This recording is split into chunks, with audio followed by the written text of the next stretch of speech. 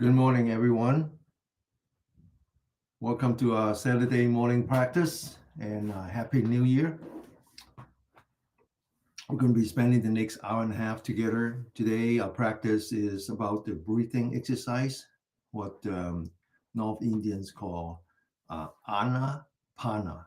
Ana is the opposite of Pana, and Pana means that it's the movement of the stomach. So in and out, right? So the Indians and then later on the Chinese understand the importance of breathing with your diaphragm, breathing with your lower stomach. So before that, we're going to be doing some joint exercise, and then after 9 o'clock, I'll be doing a Dharma talk using the ear of the snake as a topic, right, for both our practice and our state of mind at the current time, current political scene.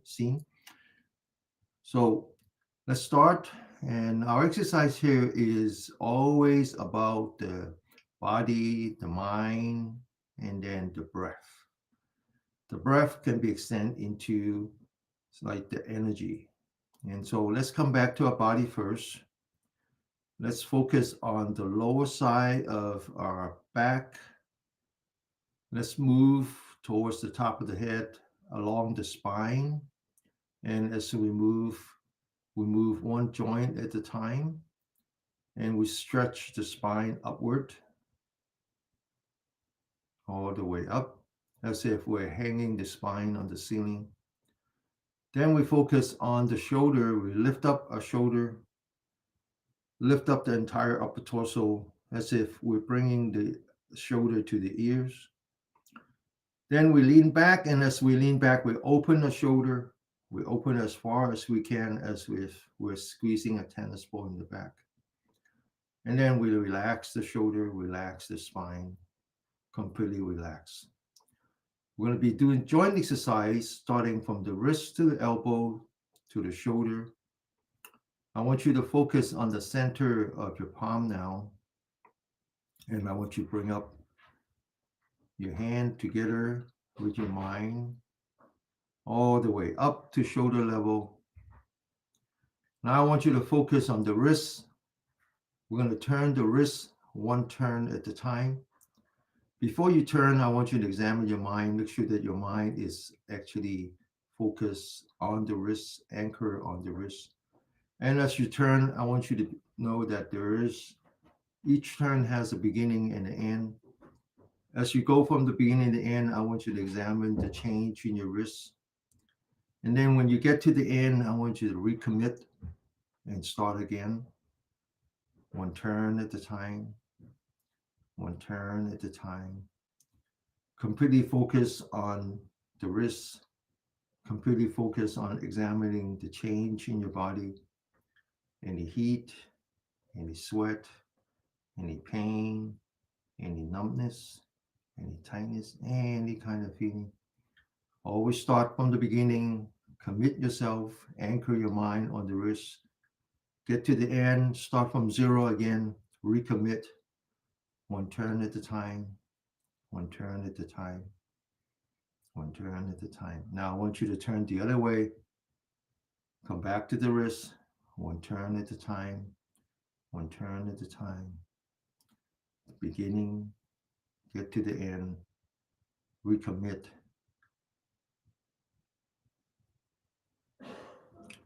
And now I want you to bring your hands down. Make sure that you focus your mind on the center of your palm. Bring it back down the same way you brought it up.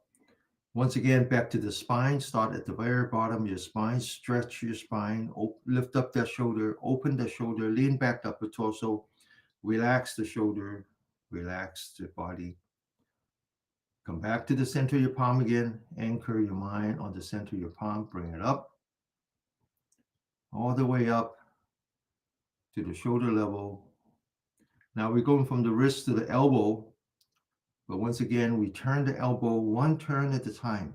At the beginning, we commit ourselves, anchor our mind on the elbow.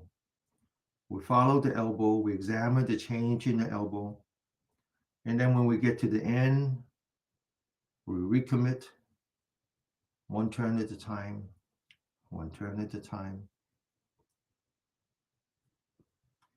Now we're going to turn the other way. Make sure your mind is anchored on your elbow again. One turn at a time. Each turn, we start from zero. Let go of the past. Focus on the present. One turn at a time. One turn at a time. Now we're going to bring the hands down, but focus on the center of your palm. Bring it down the same way you brought it up. So this simple joint exercise from the elbow, from the wrist to the elbow, we're actually practicing the triangle that I mentioned, the foundation of our mindfulness, which consists of mindfulness. I call that anchoring. You anchor your mind on your body when you're moving, whether you're walking or doing exercise, and you anchor your mind on your breath when you're sitting or standing or lying down. That's one of the constituent of that triangle. The other two are your faith that there is positive energy outside, there is positive energy within you, but it also means confidence. As we practice mindfulness, we gain confidence in our own ability. But in between those two, the glue that put them together is what we call diligence. So every time you turn, when you finish, you recommit. That's diligence.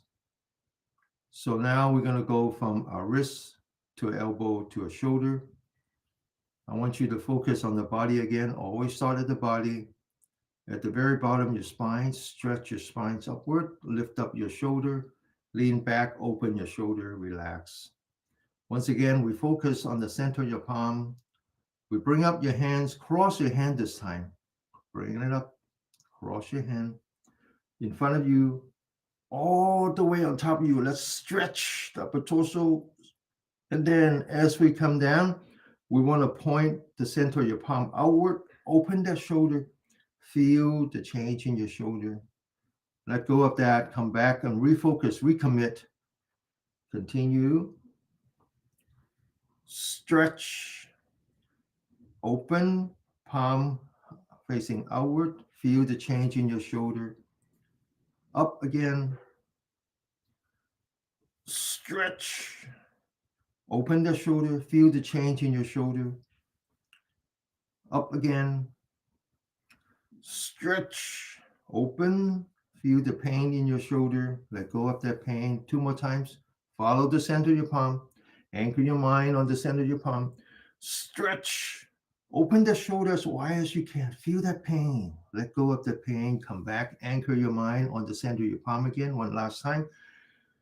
Stretch, open, relax. Now we're going to go the other way. Open first. Stretch. Bring it back down. Open first. Stretch. Follow the hand. Bring it back down. Open first. Stretch. And bring it back down 2 more times. Open first. Stretch. Bring it down. Follow the center of your palm. Always follow the center of your palm. One last time. Stretch. And then bring it back down. Now we're going to go from front to back. Come back to the center of your bottom of your spine. Stretch the spine. Lift up your shoulder. Open the shoulder. Lean back, upper torso. Relax. Now focus on the center of your palm. Mind, body together. That's the meaning of yoga, which is yogi is the people who practice. Yoga is what we call in America, in North India, is called Yuj. Y-U-J. Lift it up all the way back. Feel that pain on your shoulder. Let go of that pain. Focus on the center of your palm again. Bring it back up. Feel that pain in your shoulder. Let go of the pain. Anchor your mind on the center of your palm. Let the pain go away. You follow the pain becomes suffering. Come back. Lift up. Feel that pain in your shoulder. Let go of the pain. Come back to the center of your palm. 2 more times. Open that shoulder. Feel that pain. Let go of the pain. Anchor your mind on the center of your palm. One last time. Open that. Feel that. Let go of that. Now go from back to front. Lift it up. Stretch. Bring it back down. All the way back. Stretch. Bring it back down. All the way back. Stretch. And then bring it back down. All the way back. Stretch. And then bring it back down. One more time. All the way back. Stretch. And then bring it back down. Now we're going to anchor our mind on the breath. Whenever we're stationary, like sitting, standing, and lying down, we maintain that focus, maintain that sense of mindfulness by anchoring our mind on the breath. We start with knowing. I know that I'm breathing in. I know that I'm breathing in. Out. Now get used to that. So whenever you're excited or after you do some heavy duty work, always come back. And the first thing you want to do is adjust the body, stretch the spine, lift up the shoulder, open the shoulder, lean back, relax. Then you say to yourself, I'm going to check my breathing. I want to see if I'm huffing and puffing. So I want to bring my body from the energetic state to the restorative state, from the fight or flight to the love and to the rest and digest. You do that by slowing down your breathing, by just saying to yourself, I know I'm breathing in. I can feel my in breath. I know I'm breathing out. As you do that, your breath slows down on its own, which means that your mind becomes more calm. And one thing you can do is you can check the inside of your mouth. When you calm down, you're entering into the rest and digest mode, the parasympathetic mode. The first thing it does is that it turns on, restart your saliva gland, so you feel the inside your mouth. In the West, we talk a lot about hydration, how much water you need to drink. And here we talk about self-hydration. When your mouth is dry, that means that you're in the fight or flight. And if you're always in the fight or flight, you will eventually lose sensitivity to your stress hormone, which are there for a reason. They're there to protect you when you're in danger. They're also there to reduce inflammation in your body. But if you're always under stress, you lose sensitivity to your own medicine and you lose your self-healing power. And all the modern lifestyle disease would appear, like high blood pressure, high cholesterol, diabetes, dementia. All of those are lifestyle disease. Now we're going to continue with exercise. We have 3 exercises, and then we're ready for a sitting meditation. And so I talk a great deal these days about harmony. And actually, I talked about harmony many, many years ago. But it becomes more obvious that harmony is the reasons for a lot of the chaos around us now. Not just chaos on planet Earth, but chaos in a neighborhood, chaos in a nation. It's a loss of harmony. The Chinese understands that the importance of harmony. The body consists of energy, what we call yang energy.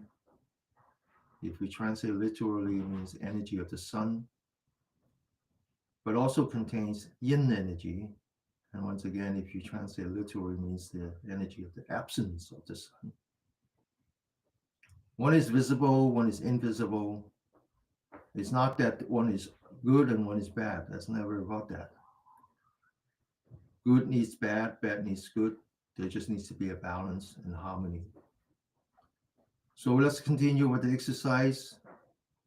Once again, back to our body. Stretch, lift up, open, lean back, relax. Now this exercise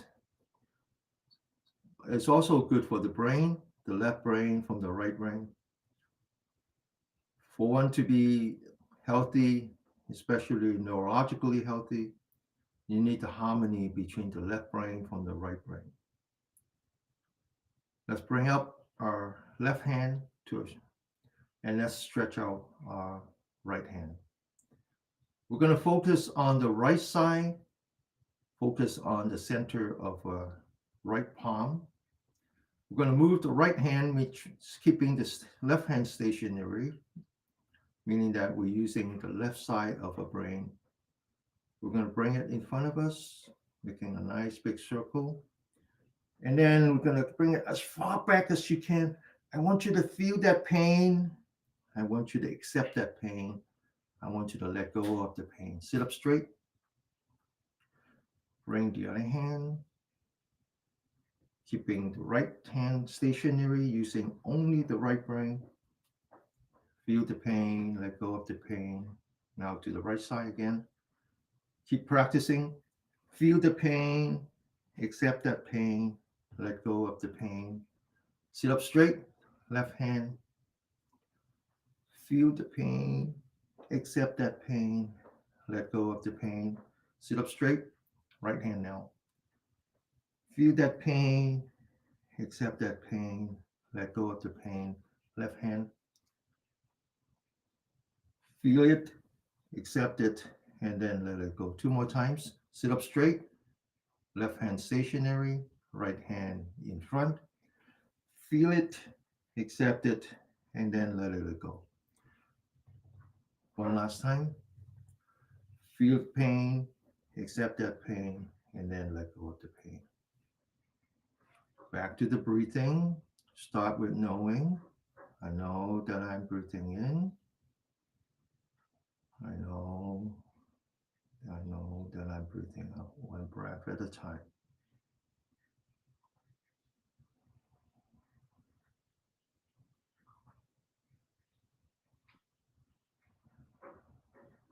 So today after the class, 9 o'clock, my Dharma lecture, we're going to be start with the year of the snake, talk about how the Chinese understood astrology, how it understood how the universe affects us by understanding the 5 elements and how the 5 elements is tied to the zodiac.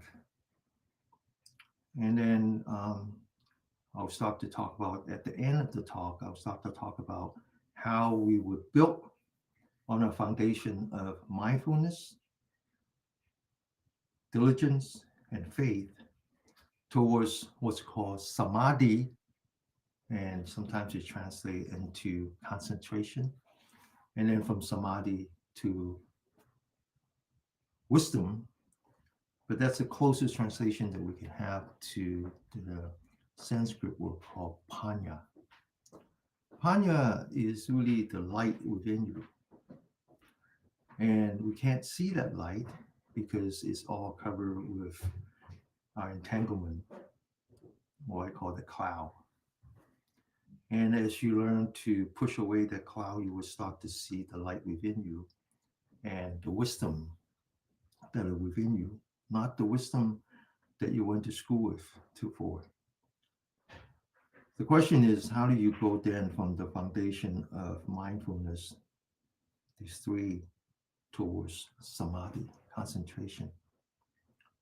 And there are multiple ways of doing that because there have been so many different teachers, including Buddha himself.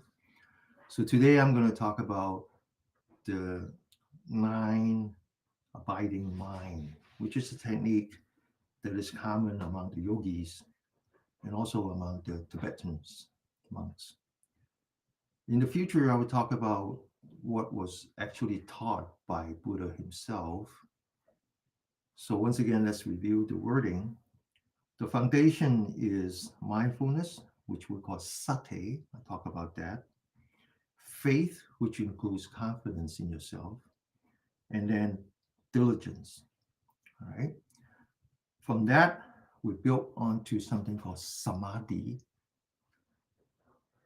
The bridge from mindfulness, from the foundation of mindfulness to samadhi, the way it was taught by Buddha himself.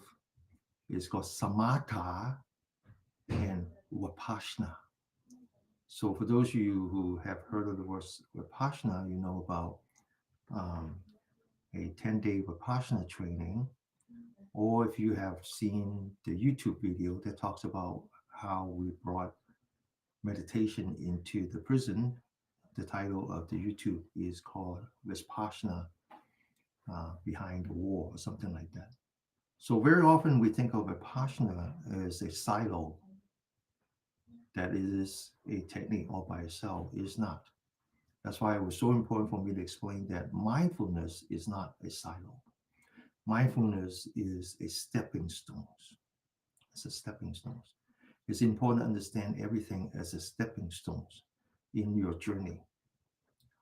And so for mindfulness towards samadhi is samatha and vipassana. We have plenty of time to talk about that.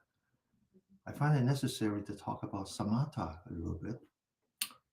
And in the future, I will talk about the 6 patriarch of the Zen meditation. Actually, it's called Chan meditation in China. It's only called Zen in Japan. So the 6th patriarch was someone who was illiterate. He didn't understand writing. So he had no way of reading the sutra. And but it turns out that wording is not what we want. Knowledge is not what we want here. And that's why you see that I'm always teaching a step at a time, because knowledge has no place here. It's the experience that we want. And so to make the long story short, he explains samatha, the stepping stones, as a Chinese word that meant silence. It's actually translated into silence in English. But that's unfortunate because silence have a very simple meaning. The word actually combines 2 words. One is black and one is a canine, a dog that is black. Now, a dog that is black is actually a divine animal. It's not just because they're black, it's that they're actually divine. And black in this case could mean also dedication. And so the word silence in this case meant guarding dog. Guarding dog. So what do they guard? They guard what we call the sense door. The eye, the ear, the nose, the tongue, the body, and your thinking mind. The thinking mind is part of the physicality, is part of your body. And our job is to guard it. So imagine how a guarding dog guards the door, the gate. When someone comes, they feel them, make sure that they don't come in. But if they decide to leave, they accept them, and then they let them go. They don't chase after them. And so what I just showed you is actually the practice of samatha. We've been doing that, just haven't explained it. So we have lots of time to explain a little bit more further, so I'll save that for another Dharma lecture. All right, so now we're getting ready for another 2 exercise. One is energetic and one is restorative. One is yang, visible energy. One is yin, invisible energy. It's a balance between the 2. It's a harmony between the 2 that leads to not only your physical health, not only your mental health, but your spiritual health. So let's do the first one. Come back to the body. Always come back to the body. Start at the lower part of your spine. Stretch your spine upward as if you're hanging that spine on the ceiling. Lift up your shoulder. Lean back. Open that shoulder. Relax the shoulder. Relax the spine. Let's bring out our right hand. Once again, separating the left from the right. Focus on the center of your palm. Make your fist. Get ready. Follow that fist up. Wait for the vibration to come back to the shoulder. Up. Sit up straight. Down. Sit up straight. Down. Up. Up. Down. Down. One last time. up, up, down, down. Open the shoulder. Both hands. Follow both hands at the same time. Get ready. 1, come back. 2, come back. 3, come back. 4, come back. One last time. 5. Back to the breathing. One breath at a time. I know I'm breathing in.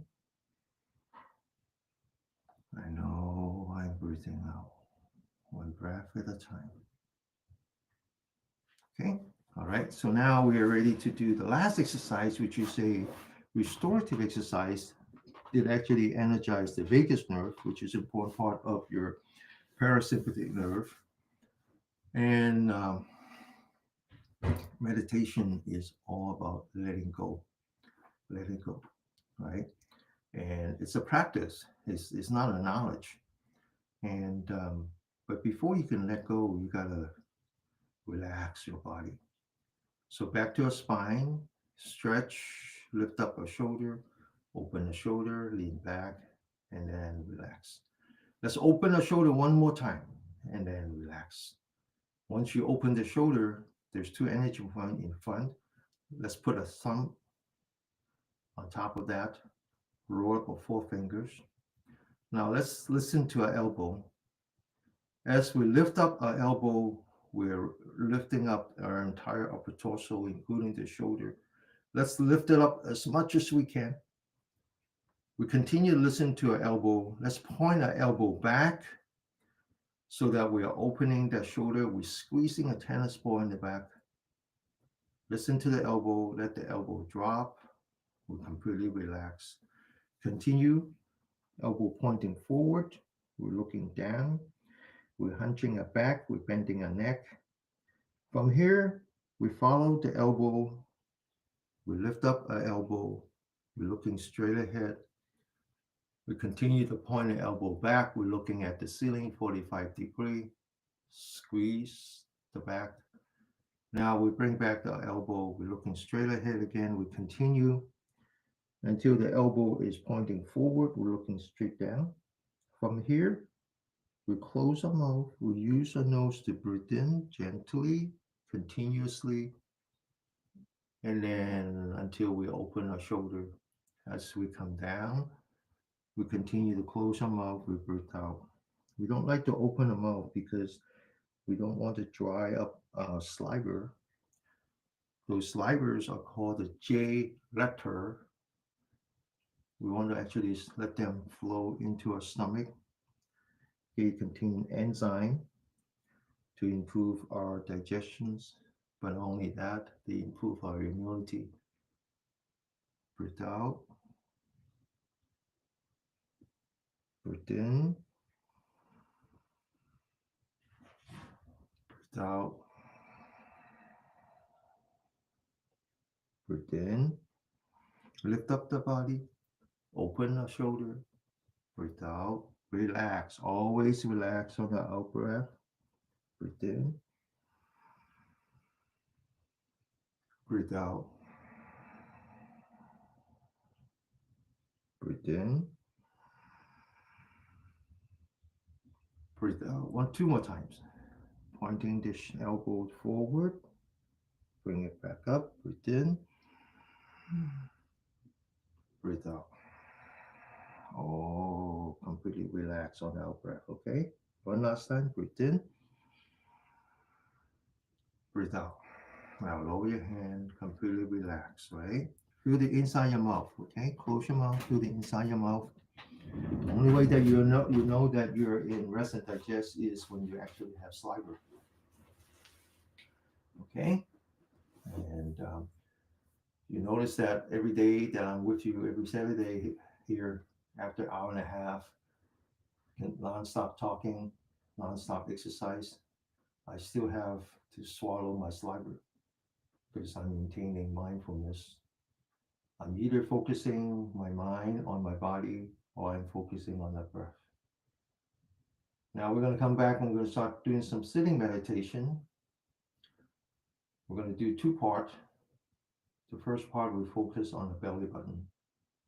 And and the second part, which circulate the chi around upper torso, both of which have tremendous benefit to your health, to your mental state, and needless to say, also to your spiritual health. We're going to start with the body, always start with the body. Let's separate our body into 7 parts. The first one are the legs. So human beings are the only species in the animal kingdom that is capable of 4 postures: sitting, standing, lying down, and walking.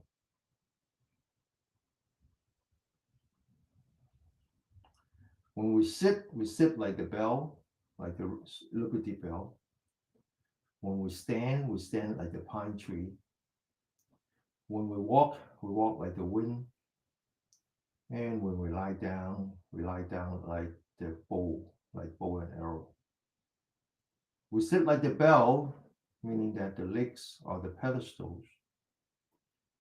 If you need, put some pillows and blankets underneath so that you're not lifting up your legs, you're not using any muscle. Then comes the hands. Relax your fingers, relax your wrists, relax your elbow, relax your shoulder. And just rest them on your knee, on your thigh, on your calf, anywhere. Just don't lift it up. Try not to do any hand gesture, because what we're trying to do here is not use our thinking mind. The third part is the spine. We've been working on the spine now since the beginning of the class. So that should be easy for you. So let's focus on the lower part of our spine. Let's move up the spine towards the top of the head. Stretch the spine one joint at a time. As if you're hanging it on the ceiling. You sit like the bell, so your spine is actually the clapper inside the bell. Needs to be hanging from the ceiling. I'm going to show you to do one more thing that is important, not so much to the Indians, but to the Chinese. I want you to take the upper torso and lean forward. Okay? Then I want you to lean back, but when you lean back, I want you to hold your hip in place. Focus on the lower back, both the left and the right, where the kidneys are. And feel that pressure on the kidney as you rotate the hip forward and up to torso back. You want to maintain that pressure. There are 2 energy points on the left and the right. The Chinese believe that the kidneys, one is yin and one is yang. I actually don't know which. And I think it changes with your gender. But it doesn't matter.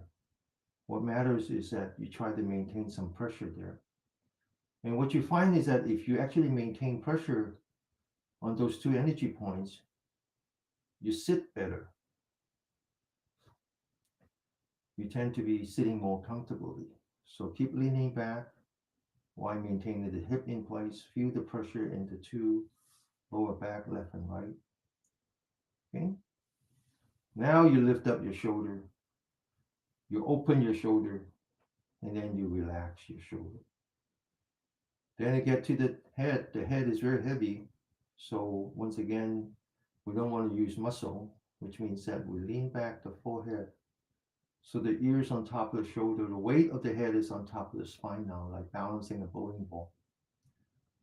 But then you need to tuck in your chin slightly, so the top of the head, this energy point where all the yang energy meets, is actually pointing to the sun, pointing to the universe.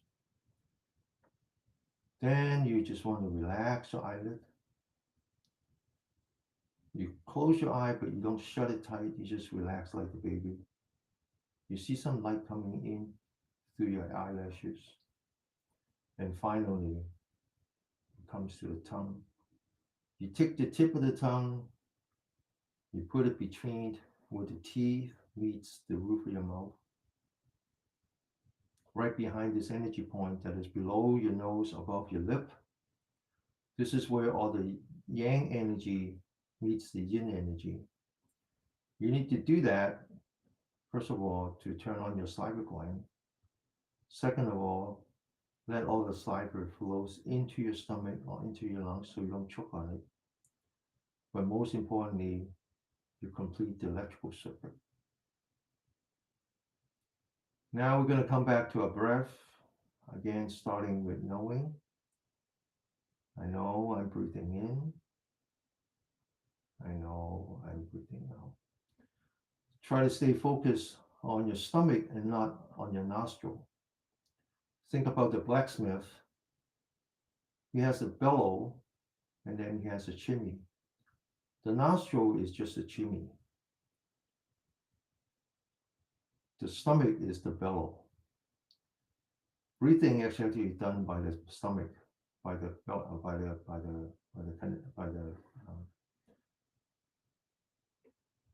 um, by the lower part of your stomach. All right. Now that you know that you're breathing, congratulations. I want you to anchor your mind on your belly button. Actually, more precisely, is about one finger below the belly button. That energy point is called the sea of chi. It's obviously yin because it's in front of you, away from the sun. Behind that energy point, in between the two kidneys, is another energy point called the gate of life. And that one is obviously yang because it's part of the governing vessel facing the sun. I want you to anchor your mind on your belly button. As soon as you know that you're breathing in, I want you to move that belly button forward. Use your mind. Move it forward. You'll be surprised. The body actually follows you. As soon as you're breathing out, I want you to bring that belly button back as if you're taking the energy point in front for the sea of chi all the way to the back to the energy point in your spine called the gate of life. So here you have it, four energy points, one yin, one yang on the left and right, and one yin, one yang front and back. Just focus on that, one breath at a time.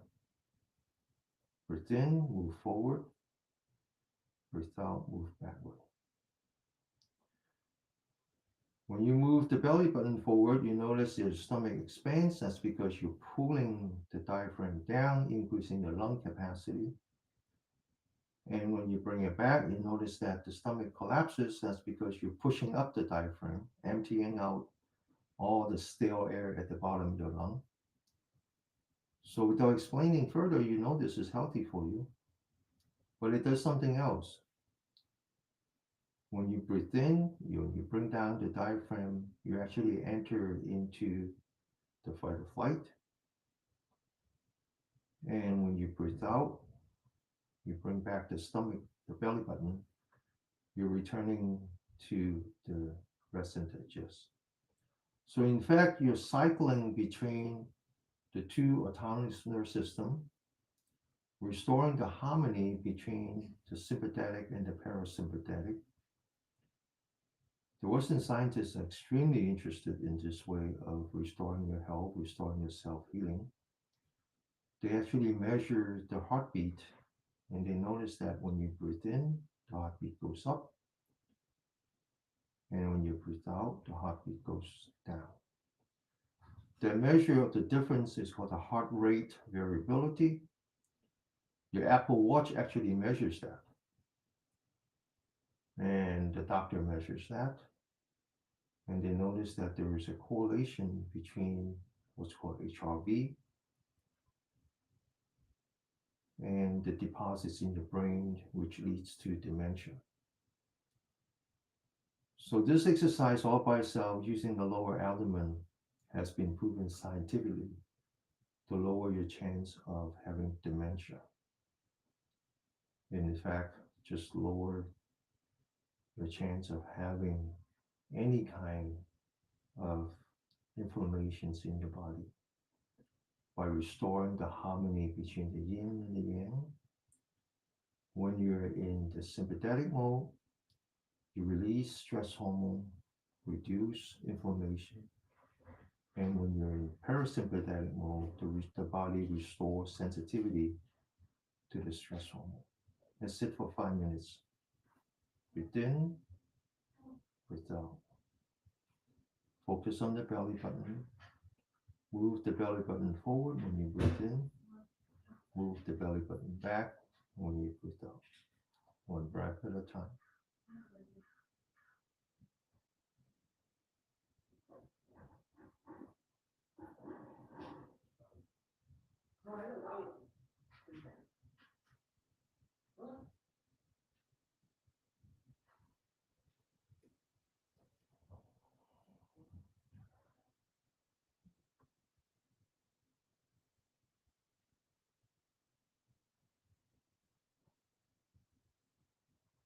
I have 2 dogs in the house now. We're going to have them for 2 months. Big dog sitting. So you're going to be hearing a lot of noise in the house. My wife just took the German Shepherd out. Now he's going to take the small one out. And when you hear this noise, just remember what I said. Accept it and let it go. Feel it, accept it, and let it go. Like the loyal, divine guard dog, you're guarding your senses.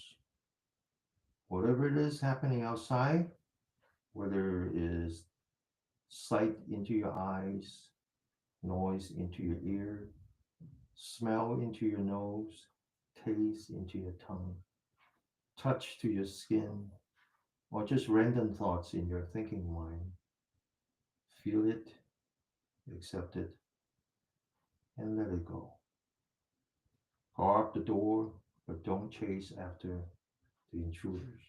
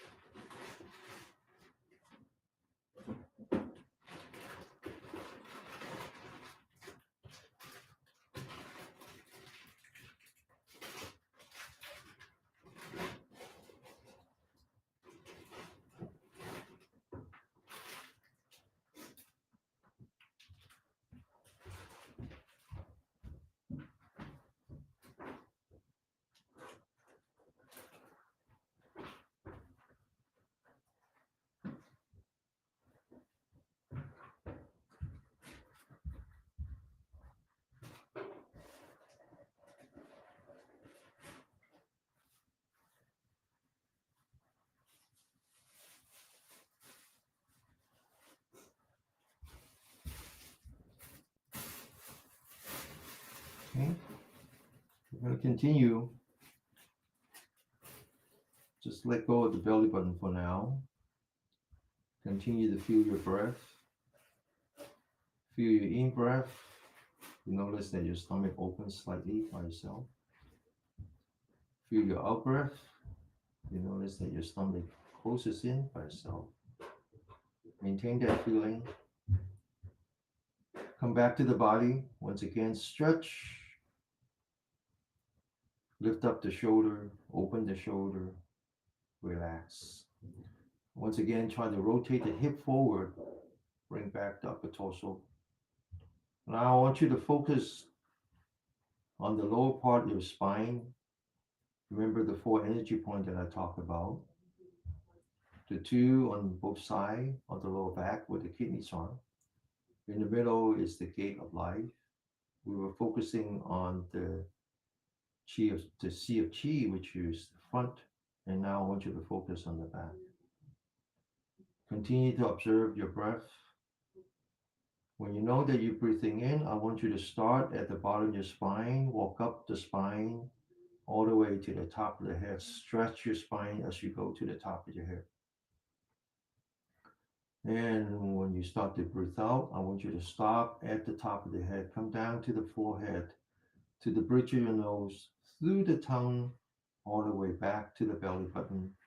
As you come down, I want you to lean back up the torso and relax. Not only relax, but imagine all the trouble, all the anxieties, all the anger, all the jealousy that you have in your thinking mind. I want you to just let it come down. Just let it come down. Let all your trouble goes away. Let it settle. So I talk about these words like mindfulness, Prajñā, Zen. Most people think of them as silos. They're in fact stepping stones in your practice.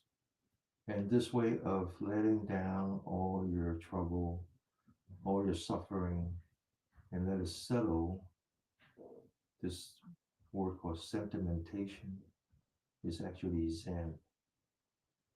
It's like you have a glass of water full of mud, or if you have a pond, a lotus pond, you just want to let the mud settle to the bottom. Okay? Focus on the lower back.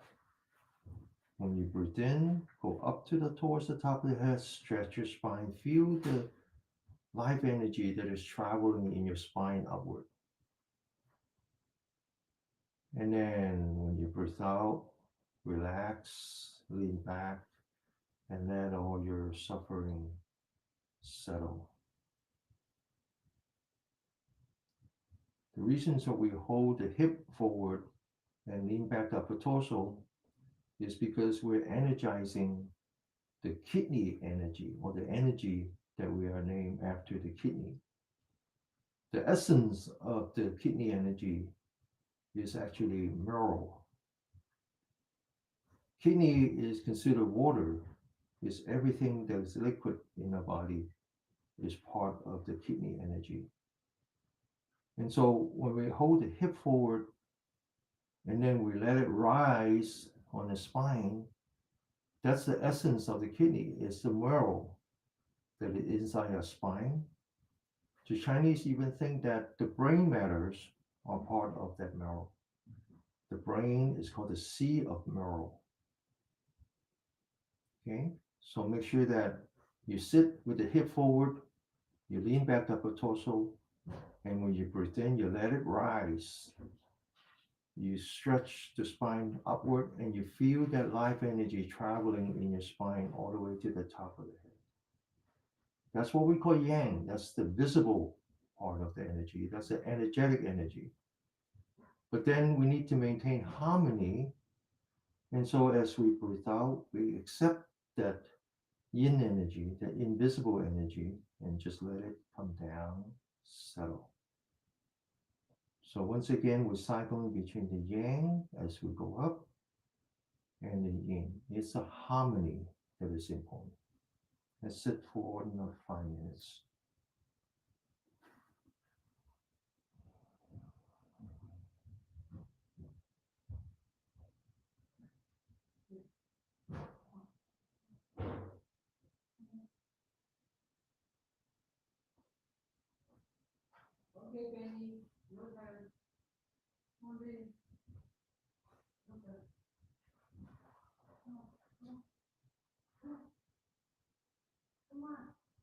So when we talk about life energy, we say qi. So the question is that what is qi? The Western science is trying to figure that out right now. They believe that they have completely ignored the channel communications within the body. This channel communication is actually the membrane, the connective tissue. So there are two connective tissue that we talk about. One is the diaphragm, and the other one is actually between the left brain and the right brain. And so as we stretch the spine, goes around the top of the head, this qi is actually traveling in the connective tissue between the left brain and the right brain, maintaining the harmony, maintaining the integrity of a neurological system. My father died of dementia. Looking back, it wasn't the loss of memory that was the first indicator. It was actually the loss of balance and the change of personality. It's all about the left brain and the right brain.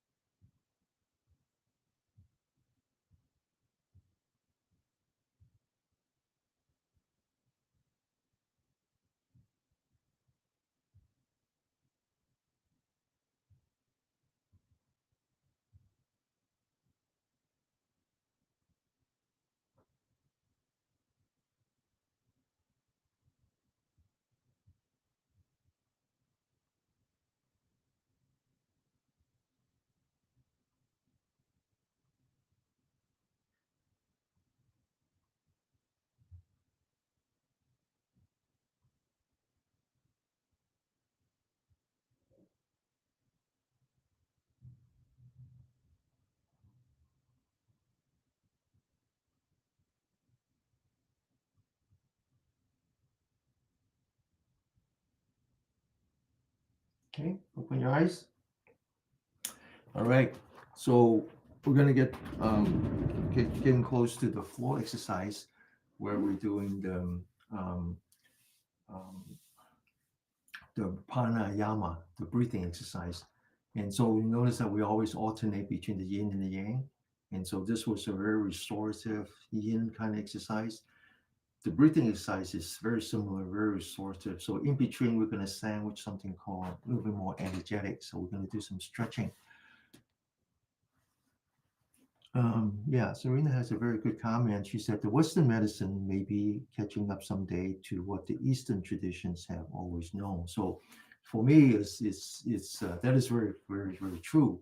Um, but for me, it's a little bit more than just medicine. It's actually science altogether. And I believe that there's two kinds of science. There is something called the experimental science, and that's what the Western science is all about. If they can't see it, they want to be at least see it with a microscope or a uh, uh, uh, like what my mom did yesterday, a gamma detector, right? They need instrument in order to verify it um, with experiment. So I call that experimental exercise. The Eastern science is what I call experiential science. It's more about experiencing it, but it requires that you really slow down your thinking mind. It's the opposite. And the only way that you can truly experience it is not with your intellect, as I was explained a couple of weeks back, but with your the rest of the intellectual systems. The spine actually, um, remember we talked about that, can process informations about 1 billion times a second, whereas the brain can only process it 10 times a second, right? That's why you can never catch a fly, because they process it with their intellectual system and not with their intelligence. They don't have any. All right, so let's do some energetic exercise. All right, so stretch your spine, lift up a shoulder, lean back, and then relax. Let's all hold our hands together, locking our fingers. Put that below the belly button, that energy point that I talked about, the sea of chi. We're going to take a deep breath, and as we take a deep breath, we will raise the hand all the way to here, which is the center of being. This is where the yang energy and the yin energy meets. And so we're going to follow the center of the palm, lift up as we breathe in. Okay, get ready. Breathe in, breathe out. Follow the hand, lock the elbow, looking straight ahead. And then now, as we are climbing the mountain, use the shoulder, lock the elbow as much as effort we can to climb, and then back, relax. Breathe in, breathe out. Lock the elbow, looking straight ahead. Climb the mountain back. One last time. Breathe in, breathe out. Looking straight ahead. Climb the mountain. And then back, locking the fingers again, palm facing up. Turn it, palm facing down. Push, lock your elbow, looking straight ahead. Follow the center of your palm. In front of you, on top of you. Lean back slightly, form a straight line between the spine, the top of the head, and the center of your palm, and then push. And then lean back, come back to the middle, push, and then lean forward to the left, come back to the middle, push, lean to the right, come back to the middle, push to the left, come back to the middle, push to the right, come back to the middle. Focus on the center of your palm. Bring it back down the same way you brought it up. Relax, lift up a shoulder, lean back, open a shoulder, relax. Taking the right palm, put that on the left shoulder, lean back the forehead so you're putting stress on the right shoulder. Grab the right elbow, sit up straight, stretch to the left, and then come back. Do the right hand. Make sure you're looking straight ahead, putting pressure on the left shoulder, lean to the right, and then come back to our breathing. First thing you want to do, check to see if you're huffing and puffing. If you're huffing and puffing, that means you were in fight or flight. Let's bring it back, focusing on your breath, one breath at a time. I know I'm breathing in. I know I'm breathing out. One breath at a time. As soon as your breath slows down, you know that your mind is back to the calming state, and you can even feel the inside your mouth. You're back into the rest and digest, restoring the harmony. Once again, stretch, open, lean back, relax. Left hand, palm facing up. Right hand, put that between your fingers and your palm. Bring down the left hand, push out the elbow, bring up your hand, palm facing forward. Sit up straight, put some pressure on your lower back by pushing the hip forward, leaning back. Now, without turning your body, locking your elbow, bring your left hand to the right, and then come back, completely relax. Do the other hand, sit up straight, bring it down, lock your elbow straight ahead, push. Without turning your body, bring your right hand to the left, come back, relax, back to the breath. I know I'm breathing in.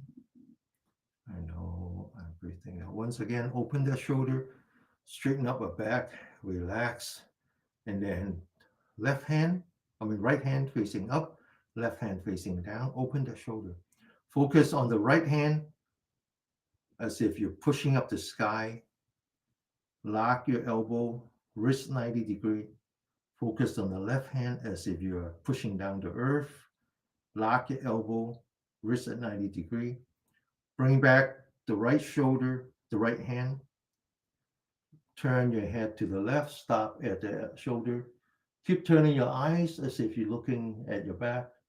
Bring back and then relax. The other side, open your shoulder, left hand up, lock your elbow, wrist at 90 degree. Right hand down, lock your elbow, wrist at 90 degree. Bring back your left arm, turn your head to the right, to the shoulder. Turn your eyes so you're looking at the back. Bring back and then relax. Check your breath again, one breath at a time.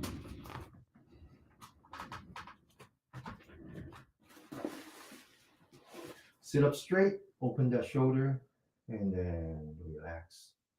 Lock your fingers, put that on your lower back, palm facing up, palm facing down. Push until you lock your elbow. Focus on top of your head and the center of your palm at the same time. Push down your palm, lift up your head, one up, one down, stretch your spine, and then relax. Lean back so you're looking at the ceiling, 45 degree, and then lift up your arm as much as you can, stretch that, and then relax. Back to the breathing. Very important to maintain that harmony. Let the body restore the sensitivity to your cortisol, your steroid. So when you use it, it's actually effective. Back to the body, open that shoulder, lean back, relax. Bring the right hand, put that on your back. Look straight ahead. Don't look down. Lift up your right shoulder. Relax. Do the other hand. Sit up straight, looking straight ahead. Bring up your left shoulder and then relax. Back to the breathing. Check the inside your mouth. Back to the spine. Back to the shoulder. Relax. Right hand, back of the hand at the lower back. 2 fingers pointing to the left shoulder. Bring down your right shoulder, bring up your fingers, and relax. Do the other hand. Sit up straight, fingers pointing to the right shoulder. Bring down your left shoulder, bring up your fingers. And then now 2 hands, fingers touching. Sit up straight, don't look down. Right shoulder up, left shoulder down. And then relax the other hand. Sit up straight, left shoulder up, right shoulder down, and then back to the breathing. One breath at a time. One breath at a time. I know I'm breathing in. I know I'm breathing out. Okay, stretch the spine again. Open the shoulder, relax. Lean forward. Hold your hip in place. Lean back so you have a little curve here. Take your hand, put that palm together, fingers facing down, looking straight ahead. Turn your fingers so the fingers are pointing up, bring it up, sit up straight, center of the palm touching, push your spine forward, lean back your shoulder, one forward, one backward, focus on your breathing, one breath at a time. This is called the reverse Buddha. And then relax. Back to the breathing. Before we get down the chair, make sure we're not huffing and puffing. Restore that harmony. One breath at a time. Okay? All right. So let's start the floor exercise.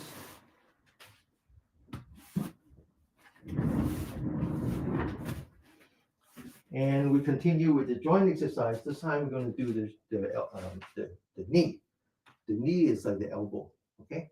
So put your hands on the knee. Go 1, 2, 3, 4, and 5. Now let's go the other way. 1, 2, 3, 4, and 5. Now to the heel. The heel is like the wrist. Left foot first, right foot first. 1, 2, 3, 4, and 5. The other way. 1, 2, 3, 4, and 5. Now left foot. 1, 2, 3, 4, and 5. The other way. 1, 2, 3, 4, and 5. Okay, now to the toes. The toes are like the fingers, right? Okay, so we stand properly. The width of the feet or the width of the shoulder. We open the shoulder, relax, lean back the forehead, tuck in the chin. So we're standing straight. Focus on the top of the head. Anchor your mind on the top of your head. And then slowly lift up your heels, stand on your toes. Completely focus. And then come down and impact the heels slightly. Do that on a soft surface, not on the hard floor, okay? Second time. And down. One last time. And down. Okay, now this exercise turned out to be very important for restoring the kidney energy, or the energy that we name after kidney. And the kidney is actually right here, right? So when you have a lower back problem, the Chinese believe that that is the kidney deficiency. All right. So this exercise is actually very good if you have a lower back problem. Now we're going to stand on one foot. Remember, I talked about balancing being important, loss of balance being an important precursor to dementia. So we're going to stand on the right, balance, and then we're going to kick the right, stand on the left and kick on the right. Okay. Now, as soon as we kick, we come back to the top of the head, maintain that balance. Get ready. 1, come back, just looking straight ahead. 2, come back, and then 3, come back. Now to the right. Stand, balance, focus. 1, come back. 2, and 3. Okay. Now, one last joint is the hip. The hip is the shoulder. Okay.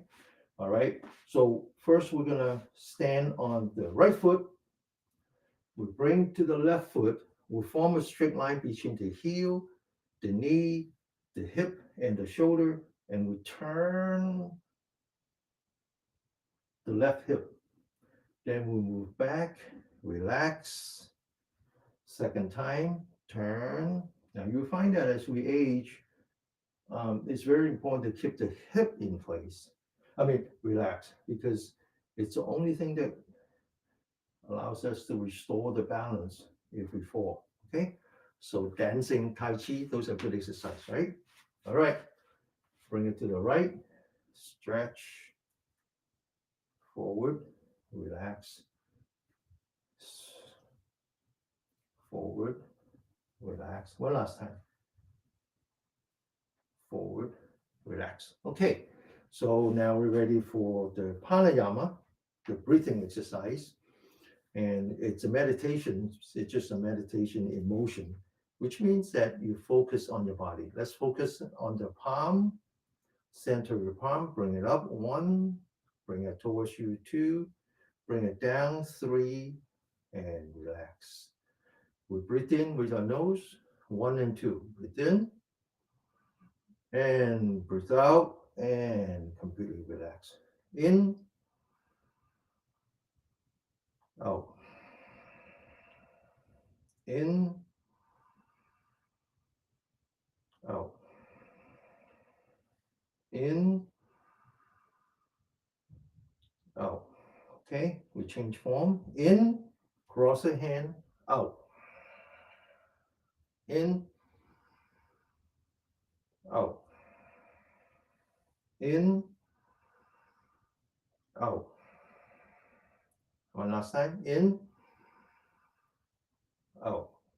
Now we go from dynamic to static. We continue our meditation, and this time we focus on the breath. All right, focus on the breath, one breath at a time. I know I'm breathing in. I know I'm breathing out. And when you finish, when you breathe out, you recommit, maintain that diligence. I know I'm breathing in. I know I'm breathing out. Okay, remember that triangle that I talked about? Mindfulness, which means anchoring, diligence, and faith. Believe in yourself, believe in the technique, believe in the teaching. One breath at a time.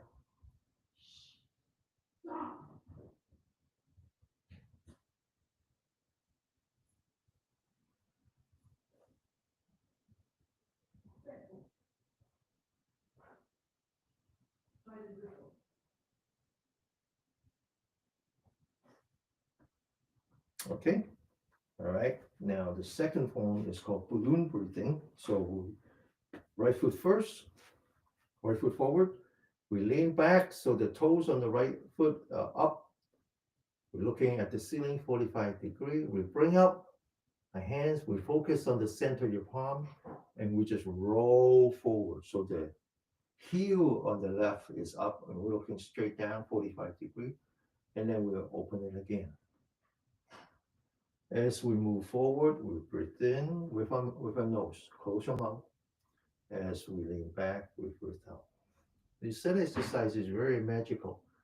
It just forces you to use a diaphragm, increasing the lung capacity, both in and out. Breathe in. It's also meditation. Breathe out. And finally, exercise is designed to actually deliver oxygen into your vital organs, your brain, your lung, your heart, your kidney, and so forth. Breathe in, breathe out. In, out. One more time. Breathe in, breathe out. Now lower your hand back to the standing position. One more minute. Okay, practice that triangle, right? Triangle. The triangle is the foundation, just like the concrete is your foundation. The concrete has three constituents, right? Has cement, has sand, and has rock. Similarly, the foundation here has mindfulness, diligence, and confidence. One breath at a time. You know you could do it. Have confidence in yourself. One breath at a time. Believe in yourself.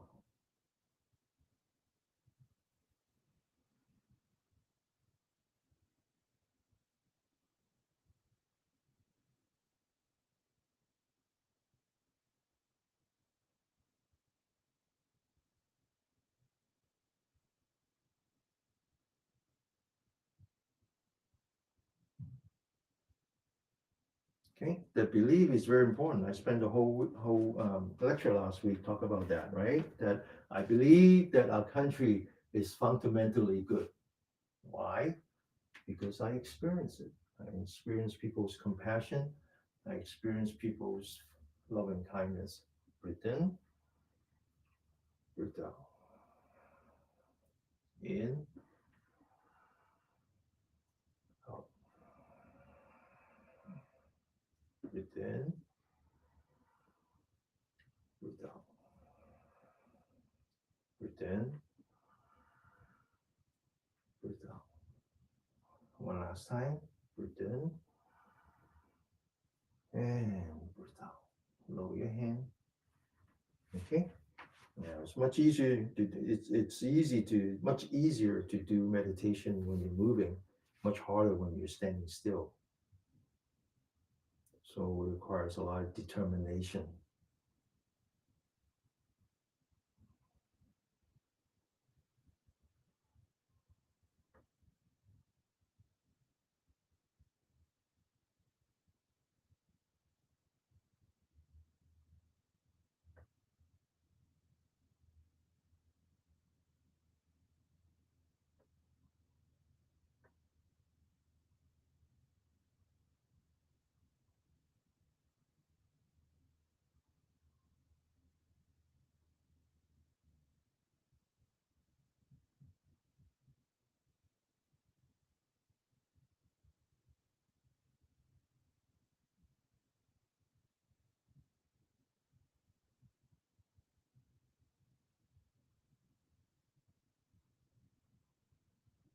Okay. Now we do the next one is called the butterfly. So focus on the center of your palm, bring it up, and bring it back down. As you bring it back down, lower your knee. As you bring it back up, raise the heel so you're staying on your toes until the back of the hand is touching. When you come down, you breathe in. When you go up, you breathe out. Breathe in, breathe out. In, out. In, out. One last time, completely focus on the center of your palm. Breathe in, breathe out. Okay, focus on the center of your palm. Bring it back down. And then back to the breath. One breath at a time. One breath at a time. Just break it down. One breath at a time. One breath at a time.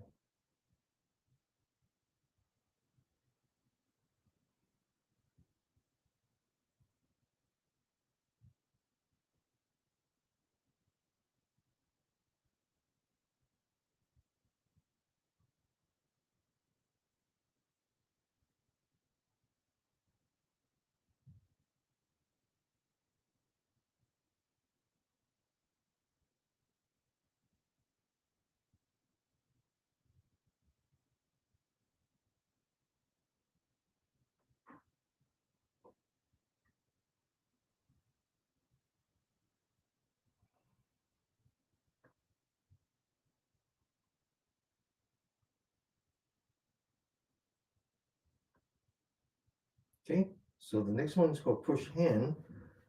So push hand, this one is very similar to Tai Chi, but it's different. But you're basically going to be using your wrist, same time to using the heel. You use your elbow the same time to use your knee, and you use your shoulders the same time that you use your hip. Right? This is how we were when we're back in the days when we were walking on all four. And so imagine that you have a water wheel in front of you. You bring your hands up all the way up to the top of the water wheels, and you bring it back down. As you bring it back down, you lower your body, and then you look straight ahead as if you're looking straight through the center of your water wheel, and you push by turning your wrists.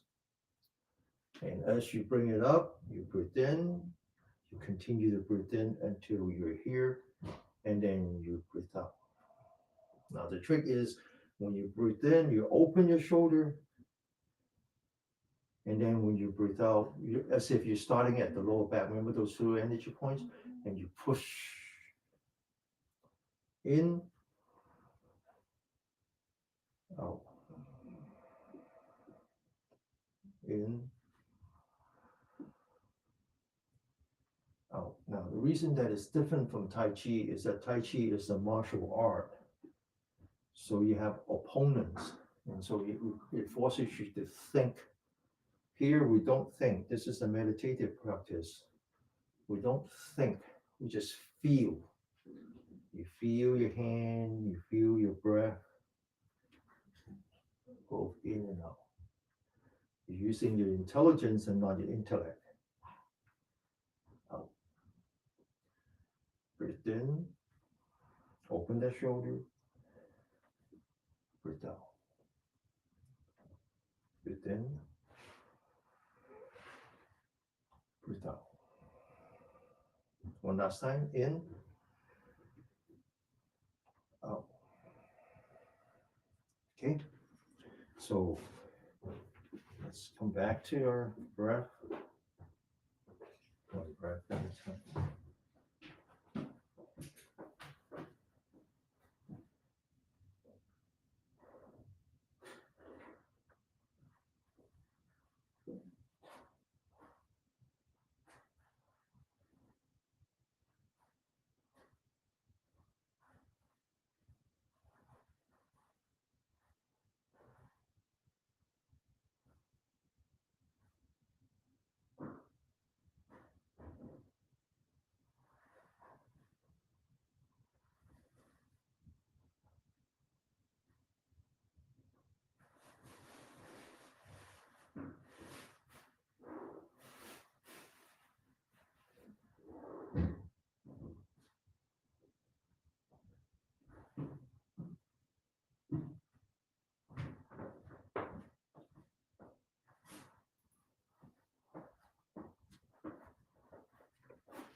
Okay, now to the left.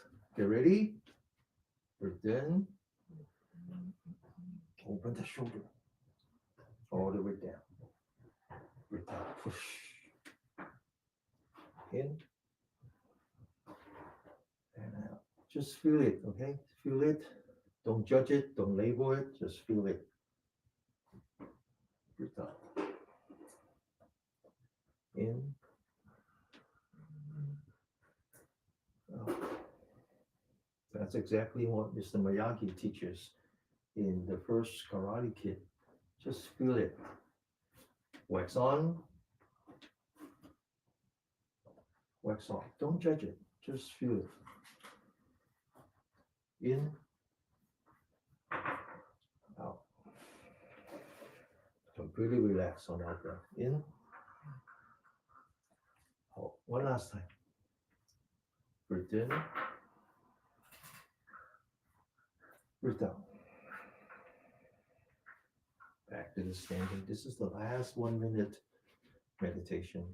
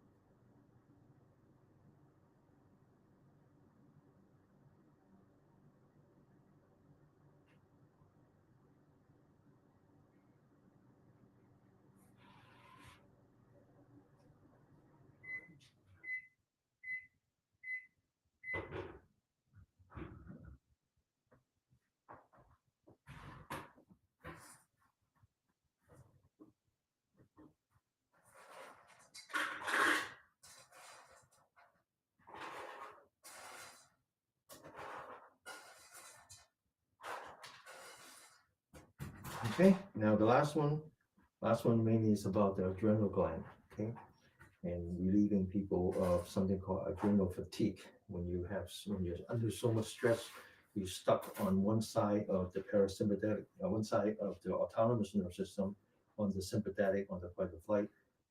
Your adrenal gland gives up, right? It's working overtime all the time. So then people develop like lightheadedness, and when they move very quickly, somehow the adrenal gland is not reacting fast enough. Okay, all right. So this is simple exercise. You ready? Breathe in, breathe out. Bend forward, and then breathe in again. Bend backward, and then relax. All right. Second time. Breathe out. Breathe in. Relax. One last time. Only 3 times. Okay. Get ready. Breathe out. Breathe in. And relax. Okay, we're going to sit for 5 minutes. We're going to continue by circulating our breath from the bottom of the spine to the top of the head and back down. As we go up, we straighten up our spine as if we're hanging on the ceiling. And as we come down, we relax, lean back slightly, and at the same time, settle all our anxieties and whatnot. Okay. Now, this 5 minutes, I'm going to do something a little bit different, just a slight modification. And we do this many times before now. It's called changing the name slightly. We're going to call it Wandering Dragon Chasing the Pearl. Now, have you ever seen dragon dance? The dragon is very long. Lots of people are part of the dragon. But there's one guy, just one person, standing in front of the dragon. He has a long stick. At the end of the stick, it looks something like a pillow, right? They call it a pearl, but it's very soft. It has some beautiful embroidery and things. And what he does in the beginning is that he just puts it in front of the dragon, just kind of get the attention of the dragon. So I want you to imagine that when you breathe in, it's as if you're taking that pillow, that very light, small pillow, and just throw it up. And you just chase after it. Get past the top of the head, all the way up. And you notice that whenever you throw something up, they get to the highest position. They actually stay there before they come down. So this is the kind of feeling that I want you to have. That as you breathe in, it's as if you're following that pearl all the way up past your top of the head, and then all of a sudden it just stays there. And then when you breathe out, it comes back down again. It's very light, so it comes down slowly back to your stomach. When you breathe in, follow that pillow, follow the pearl all the way up. When we get to the top, there is a brief moment where the pillow, like that pearl, whatever it's called, is stationary. That's the time you look back at yourself. And you see this body. And then when you breathe out, you come back down again. Breathe in. And breathe out.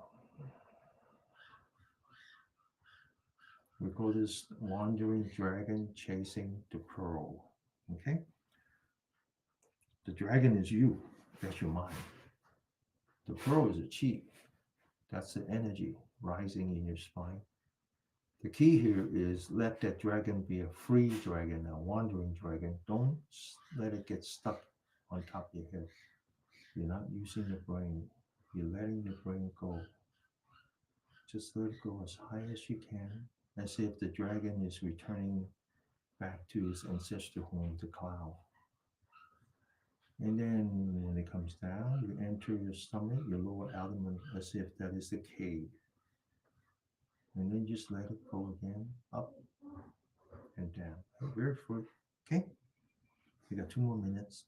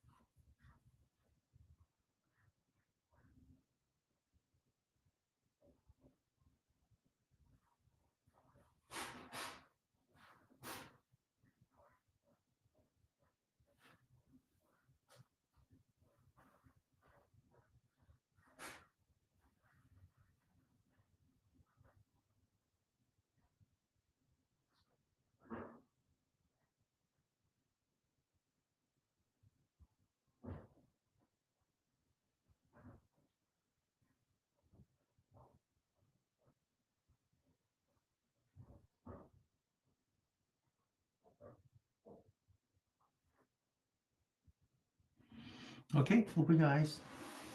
Now, it's not just the Buddhists or the Taoists that meditates, right? So the yogis meditate, but Catholic priests also meditates. And they actually meditate to get to what I call the samadhi,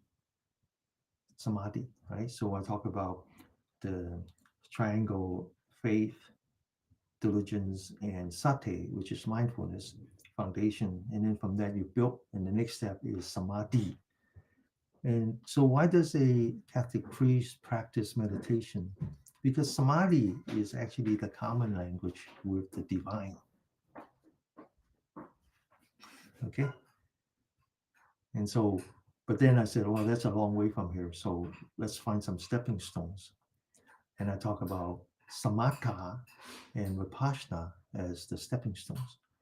So, in the Japanese Zen tradition, they translate that from Chinese, and they translate from a explanation by the sixth patriarch of the Chan meditation, and then from that they translate it into English. In English, it's called silent illumination, and so samatha is silence, and vipassana is illumination, and then in the West they also call it insight. Now, I mentioned the word Chinese word for that get translated into silence actually made of two words. It basically meant the divine guard dog. So silence is just not like this. Silence is actually not reacting to the outside, and you're like you have the duty of the guard dog guarding your sense doors. And when an intruder comes, as long as they don't enter, you accept them and you let them go. That's what silence in this case means. So, what does illumination mean? That's another Chinese word that I believe is a little bit mistranslated because it actually doesn't mean illumination. The same word could be used like if you hold a torch and you illuminate a path, uh, that would be illumination. But the same word can be used for reflection. So it's actually, to me, it's more about reflection. That's actually how the Chinese interpret it. And so when I talk about briefly about how you don't stop at the brain because you don't want to use your intellect, you just want to feel without judging, without labeling. When you get to the top of the head, it's as if you have a our body experience and you look back as if you're looking at yourself in the mirror, separating that distance between your spiritual self and your physical self. Okay, we have lots of time to talk about that in the future. All right, so that's the end of class today, and I will do a Dharma talk. You don't need to stay for this, and you don't need to stay for this. Okay, but and then also if you cannot stay, it will be recorded. All right.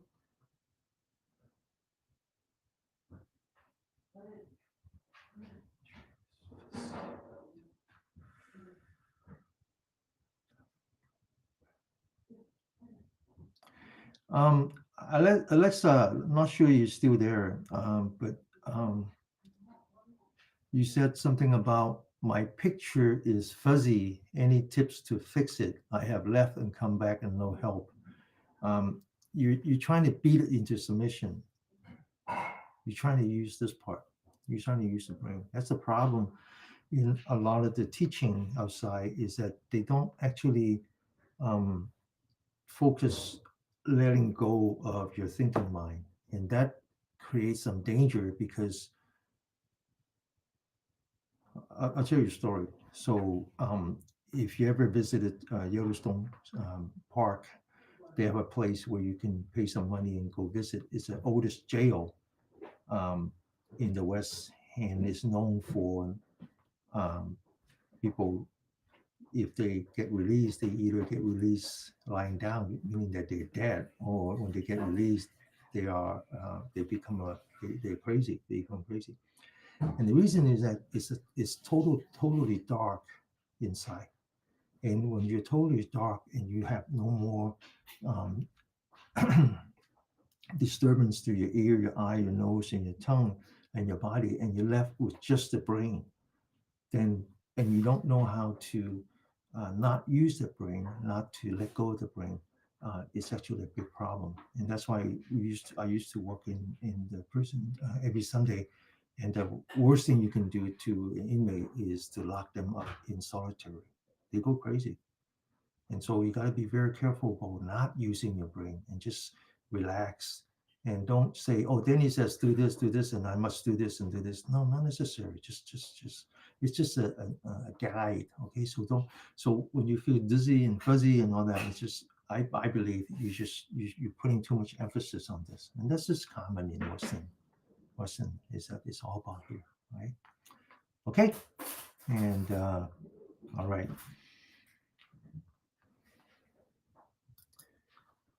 So today I want to talk about uh, the new year. So this is the year of the snake, but more precisely, it's actually the year of the wood snake. So I want to give a little bit of background on how that works. Now, there's a high school in San Francisco where my daughter and my son and their cousins went to. It's called the Galileo High School. And so you know about Galileo. Galileo is a very important scientist, one of the first in the Renaissance era, after the Dark Ages. And he did a great discovery through his own microscope, telescope. He was observing the movement of the sun, the moon, and Jupiter. And he tied that to the rise and falling of the tide. And he came up with this theory, or he proved the theory that it was the earth that is circle around the sun and not the other way. And that obviously is not good for the church because according to the book of Genesis, God created the earth first, and it's only on the second day that he created the sun and the moon. So it couldn't be that uh, the sun is not circling around the earth. The earth is the center of the universe. So for that, he was put in house arrest and he actually died in his own home. Now, that's only a few hundred years ago. Now, the Chinese for thousands of years understood that. They understood that. They understood that it was this the sun was the center of the universe and all the other planets were circling around the sun. And with the naked eye, they could see Jupiter. And the first discovery thousands of years ago was that it takes 12 years for the Jupiter to circle around the sun. And so that's why they divide that cycle into 12 animals. Each one is 1 year, and it takes 12 years for Jupiter and Earth to come back to its original configurations. So these animals are, you probably know that already. It's rat, oxen, tiger, rabbit, dragon, and then snake. This is the year of the snake. And then next year will be the horse.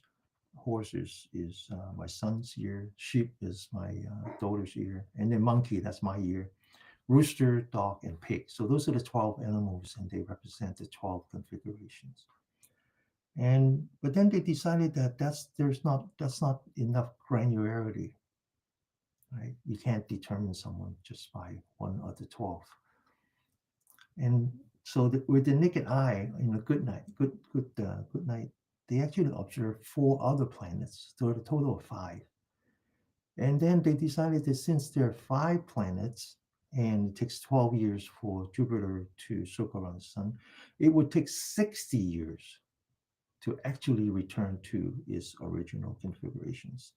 So back in the old days, on your 60th birthday, that's a big deal because you're actually going back. So, for example, in my case, I'm a meadow monkey, and so a few years back, I had my 60th birthday, and a meadow monkey again, right? So this year is the year of the snake, but it's the wood snake. Last year was the year of the dragon. It was also the wood dragon. It just goes around like this. That's how that works. But they go further. They actually identified the five planets with five elements, and they believe that it's the harmony between these five forces, right? That creates life. And so those five planets, they named them after water, that's Mercury, wood, that's Jupiter, fire, that would be Mars, Saturn, that's soil, and Venus is metal. Not that each one of them represent that element. It's just that five means five elements, and it's just the five elements to both what we call the uh, enabling and restraining forces between these five elements that create what is called the yin and the yang, and the harmony. So there are in fact 60 cycles to 60 celestial cycle, not 12. So how these forces work? Well, very simply, think about it. Up to now, we only know of Earth as the only planet that supports life form. And we go out and we look for other planets as far as we can, and we haven't found any yet. And what we're looking for, the first indication of life, is water, right? Now, it might turn out that there is life out there, they just don't need water, but that's the extent of understanding is that life needs water. Now, with water, it would um, you would have some vegetation. So that meaning that the water is the one that supports the wood. Once you have vegetation, it changes the atmosphere. At least that's how the planet Earth works. And then when you change its atmosphere, the sun would come in, and so the water will enable the fire.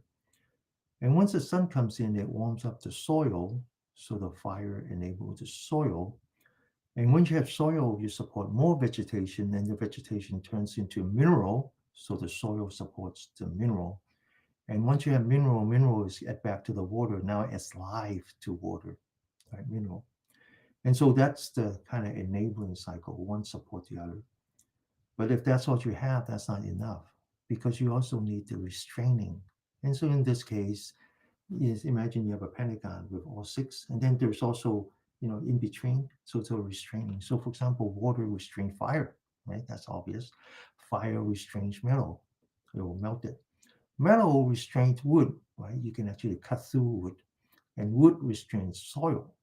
You can grow trees, you can put things around soil to prevent landslide, and the soil prevents water, restrains water, and so forth. And so those are the yin and yang. Those are the enabling and restoring relationship. And it's because you have both enabling and restoring that you have harmony. And so um, the fact that we're having climate catastrophe in our home planet is simply that we have lost that harmony. In fact, we have so much chaos and things in our society. It's only again because we have lost that harmony as well, right? People talk a lot about middle class. I've been in this country since 1971. And middle class, in my case, was my uncle, who was the only person that was working in the family, and my aunt is a stay-home mom, and they have a bunch of kids. And um, my uncle was a World War II veteran, so he had a job working for the post office, and that was a good job. That's all he needed to support a family, and they had a house, two cars, and so forth. So that was middle class. Not only that, the kids when they grow up, they get a job working for UPS and whatnot, a union job, and they had a good life. That was working class. We don't have that anymore. We have lost that harmony, and now we only have working poor. But anyway, enough of that. Now, the Chinese actually also believe that our internal organs are also fall into those five elements. And they separate the organs into what's called treasure organs. These are the organs that you were given by your mom as you were incubating inside the womb. Things like the heart, the lung, the kidney, and spleen. They think a lot about the spleen and the liver. And they call that the treasure organ. They're solid organs that contain the treasure.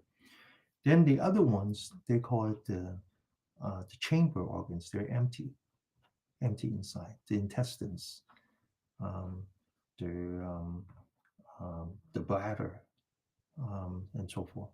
And the treasure organs, they also associate that with fire. I mean, with elements. So the kidney is the most important. The kidney energy. I'm talking about the kidney energy, not necessarily the kidney organ. And that's water. So water is the precursor of life. And so we do a lot of practice here to make good use of our water element, the kidney. And um, after that, the liver is the vegetation or the wood, right? That's where the red blood and that cultivate. And then the fire is the heart. The splint is the soil. The soil is actually the incubator of life. So one is the precursor, one is the incubator. Both of them are very important. And finally, the lung is the metal, right? So they understand that. And not only do they associate the organs with the five elements, they associate the emotion with the five elements. So obviously, anger is fire, right? Sadness is water. Fear is wood, right? Fear is wood. Like you can't move, right? You shine the light on the deer, they don't move. They're in total fear. And then the worry, too much liberation would be like metal. And so that kind of explains some of the things going on.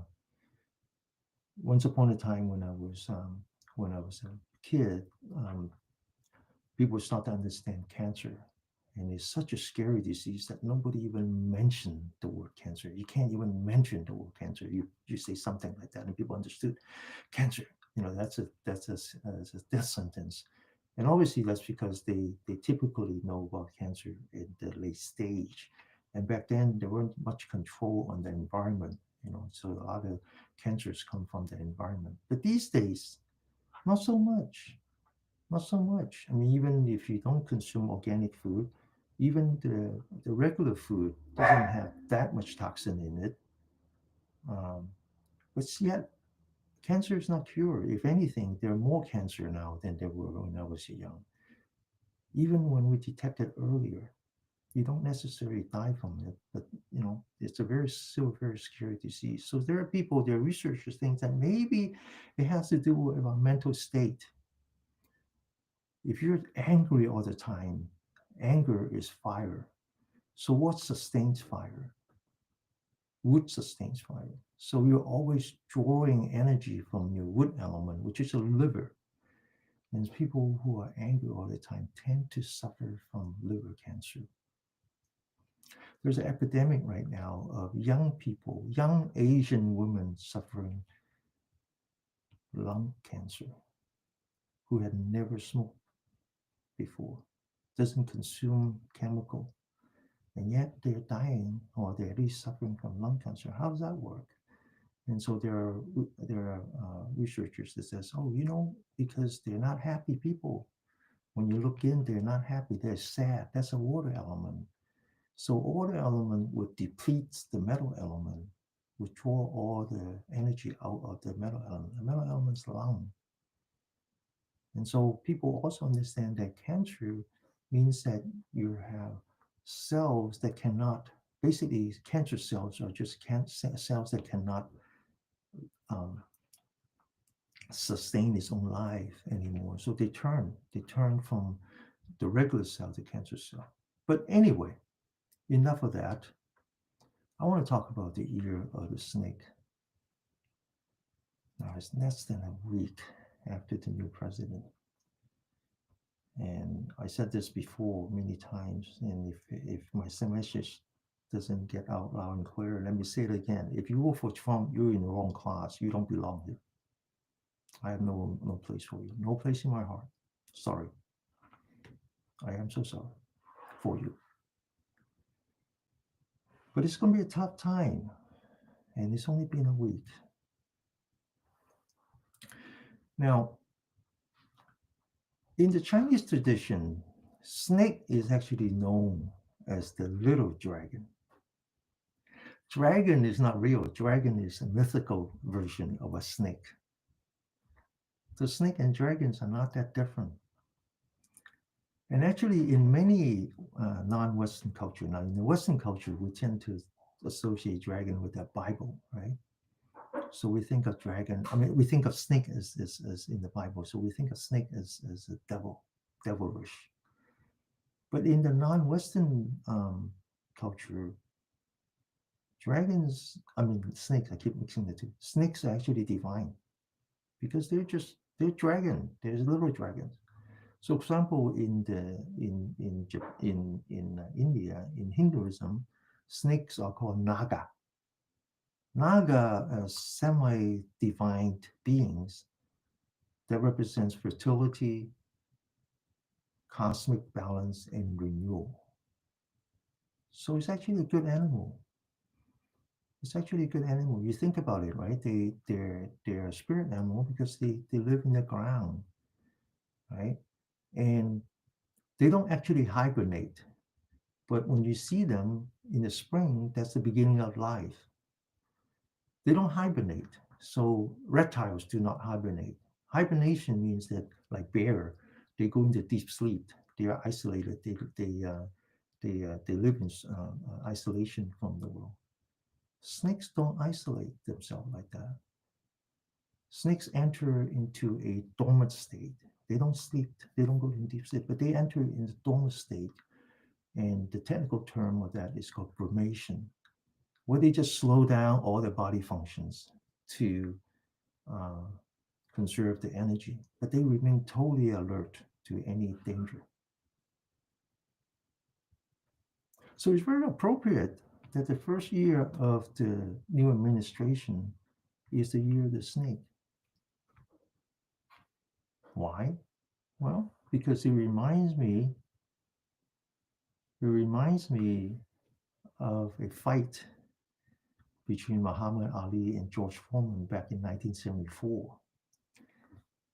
Now, George Foreman was younger and stronger, and Muhammad won that fight by just letting Foreman do his thing. Just let him do his thing, and just let him tire himself in the first few rounds. There's no point of fighting him. He is so much stronger. Just let him tire him out.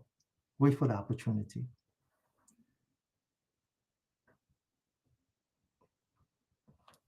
Back to the snake. The snake don't attack. They don't attack. They're not exactly like predators. They don't go out and attack, but instead they attack only in self-defense. If you attack them, you step on them, right? Then you know they react fiercely. Snakes also have something else that they do that is unusual.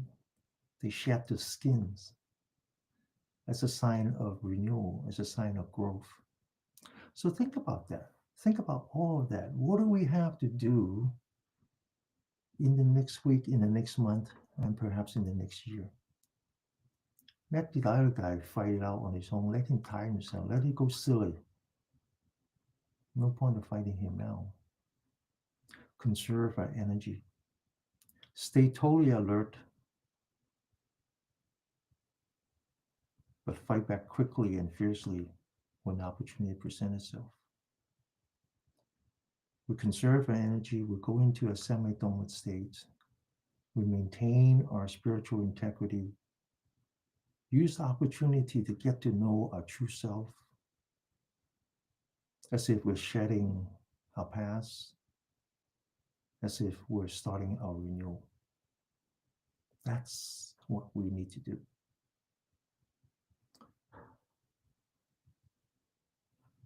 Okay? So with that, I bid you goodbye. Be positive. Have faith in yourself. Have faith in this country. Have faith in your fellow beings. I'll see you next week. Okay? Okay. 我哋下個星期見嚇，星期一見，拜拜。